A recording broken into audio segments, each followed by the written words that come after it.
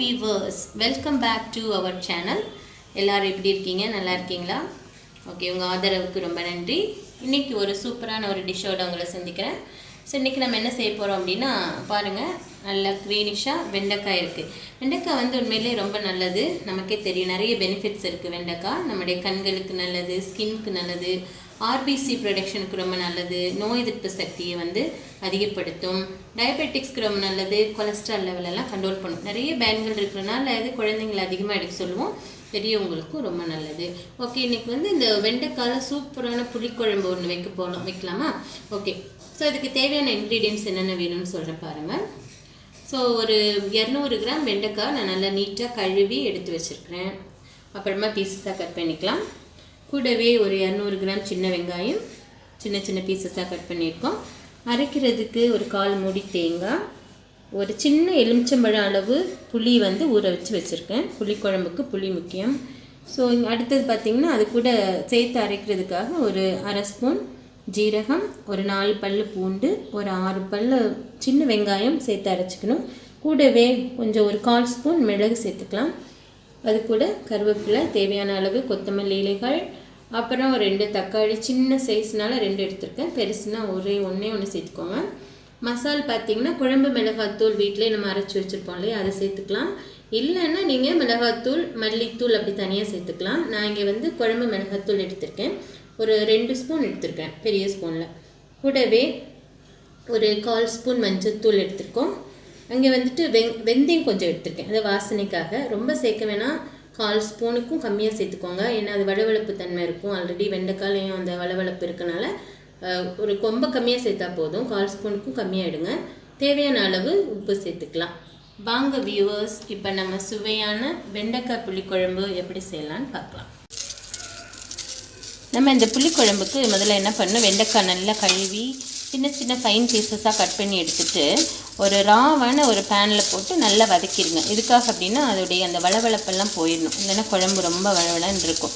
So அதுக்காக நல்லா அந்த பேனில் போட்டு, வெறும் பேனில் நல்லா வதக்கி எடுத்துருங்க. பார்த்தீங்களா, இப்போ கம்ப்ளீட்டாக எதுவுமே ஒட்டாமல் தனித்தனியாக வருது. பார்த்திங்களா, வளவளப்பெல்லாம் போயிடுச்சு. இப்போ வந்து நம்முடைய வெண்டைக்காய் குழம்புக்கு ரெடி ஆகிடுச்சு. இது என்னென்ன மசாலாம் சேர்க்கலாம் அப்படின்னு பார்க்கலாம். இப்போ நம்ம மிக்ஸி ஜாரில் 1/4 கப்பு தேங்காய் போட்டு மிளகு, ஜீரகம், சின்ன வெங்காயம், பூண்டு போட்டுக்கிறோம். கூடவே கொஞ்சமாக கருவேப்பிலை, கொத்தமல்லி இலைகளையும் சேர்த்துடலாம். சேர்த்து நல்லா ஃபைன் பேஸ்ட்டாக நம்ம அரைச்சி எடுத்துகிட்டு வந்துடலாம். இதுதான் நமக்கு மசாலா. இப்போ தேவையான இன்க்ரீடியன்ட்ஸ் எல்லாம் நம்ம அரைச்சி எடுத்துகிட்டு வந்துட்டோம். இப்போ ஒரு பேனில் தேவையான ஆயில் ஊற்றிட்டு கூடவே தாளிக்கிறதுக்கு கடுகு, உளுத்தம்பருப்பு சேர்த்துருங்க. வாசனைக்காக கொஞ்சம் கடலைப்பருப்பு சேர்த்துக்கிறேன். கடுகு, கடலைப்பருப்பெல்லாம் நல்லா காஞ்ச உடனே தேவையான அளவு கருவேப்பிலை இலைகளை போடுறேன். கருவேப்பிலை பார்த்தீங்கன்னா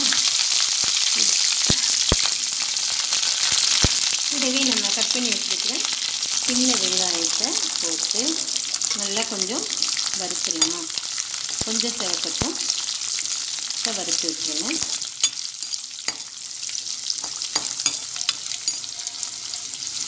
இது நல்லா கொஞ்சம் எண்ணெயில் வறுப்பட்ட உடனே நம்ம ஆல்ரெடி அந்த வளவளப்பு இல்லாமல் போட்டு நல்லா வறுத்து வச்சுருக்கோம் இல்லையா, வெண்டைக்காய் பீசஸ் இருக்குல்ல, அதை வந்து இது கூட ஆட் பண்ணிக்கலாம். இந்த வெண்டைக்காய் பீசஸ் வந்து ஒரு 1 நிமிஷம் நல்லா அந்த ஆயிலையே வறுத்து விட்டுடலாம். அப்போ இது இந்த வெங்காயத்தோடு இந்த கடுகு, உளுத்தம்பருப்போடெல்லாம் சேர்ந்து நல்லா மிக்ஸ் ஆகிடும். இப்போ நம்ம வெண்டைக்காவை வெங்காயம் கூட நல்லா ஒரு தடவை வதக்கி வச்சுருக்கோம். கூடவே நம்ம கட் பண்ணி வச்சுருக்கிற தக்காளி பழத்தை வந்து சேர்த்துக்கலாம். தக்காளி பழத்தை சேர்த்து நல்லா மிக்ஸ் பண்ணி வச்சுருங்க. அப்படியே ஒரு 1 மினிட் வந்து கொஞ்சம் தக்காளி வதங்கட்டும், அதை நல்லா வதக்கி வச்சிடலாம்.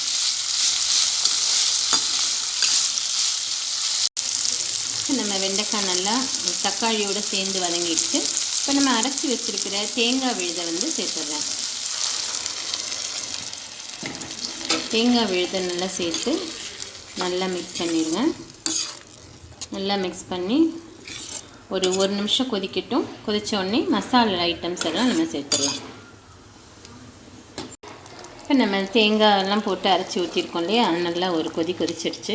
இப்போ நம்ம மசாலா ஐட்டம் சேர்த்துலாம். நான் குழம்பு மிளகாத்தூள் ஒரு 2 ஸ்பூன் எடுத்து வச்சுருக்கேன் இல்லையா, அதை வந்து ஆட் பண்ணிக்கிறேன். இல்லாட்டி நீங்கள் மிளகாத்தூள் மல்லித்தூள் அப்படின்னு தனியாக சேர்த்துக்கலாம். நான் வந்து குழம்பு மிளகாத்தூள் சேர்க்குறேன். கூடவே எடுத்து வச்சுருக்கிற மஞ்சத்தூள் சேர்த்துக்கிறேன். அப்புறம் வாசனைக்காக எடுத்து வச்சுருக்குறோம் வெந்தயம், நான் வறுத்து அரைச்சி வச்சுருக்கேன், அது வாசனைக்காக அதையும் நான் ஆட் பண்ணிக்கிறேன். இப்போ இந்த கலவையை வந்து நல்லா இந்த மசாலாவோடு மிக்ஸ் பண்ணிடுங்க.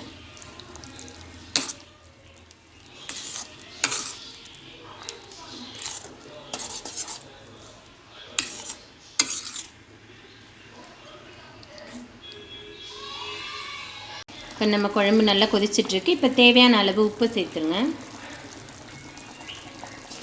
தேவையான அளவு உப்பை போட்டு நல்லா கொஞ்சம் மீடியம் ஃப்ளேமில் வச்சு கொஞ்சம் நல்லா குக் ஆகிடட்டும் அந்த வெண்டைக்காய் மசாலாவோடு சேர்த்து.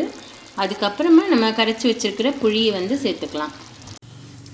இப்போ நம்ம குழம்பு நல்லா கொதிக்குது பாருங்கள். வெண்டைக்காயெலாம் ஒரு ஹாஃப் குக் ஆகிடுச்சு. இப்போ நம்ம கரைச்சி வச்சுருக்கிற அந்த புளி கரைசலை வந்து இதில் சேர்த்துக்கலாம். புளி கரைசலை சேர்த்துட்டோம்.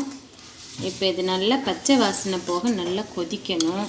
அதனால் அவங்க ஸ்டவ்வை வந்து ஒரு மீடியமில் வச்சுட்டு நல்லா அந்த கலவையை வந்து நல்லா மிக்ஸ் பண்ணி விட்டுருங்க. இது புளி கூட சேர்ந்து அந்த மசாலா எல்லாம் மிக்ஸ் ஆகி இன்னும் ஒரு ஆஃப் குக்கிங் இருக்கு இல்லையா, அவ்வளோ குக் ஆகிடட்டும். இப்போ பாருங்கள், நம்ம குழம்பு சூப்பராக ரெடி ஆயிடுச்சு. அந்த எண்ணெய் எல்லாம் கக்கி நல்ல பதத்துக்கு வந்துடுச்சு. ஓகே, இப்போ நம்ம ஃபைனாக சாப் பண்ணி வச்சுருக்கிற கொத்தமல்லி இலைகளை வாசனைக்காக தூவிடலாம். வாசனைக்கான கொத்தமல்லி இலையை தூவி நல்லா ஒரு தடவை மிக்ஸ் பண்ணி விட்டுருங்க. ஓகே, இப்போ சுட சுட டேஸ்டியான வெண்டைக்காய் புளிக்குழம்பு ரெடி.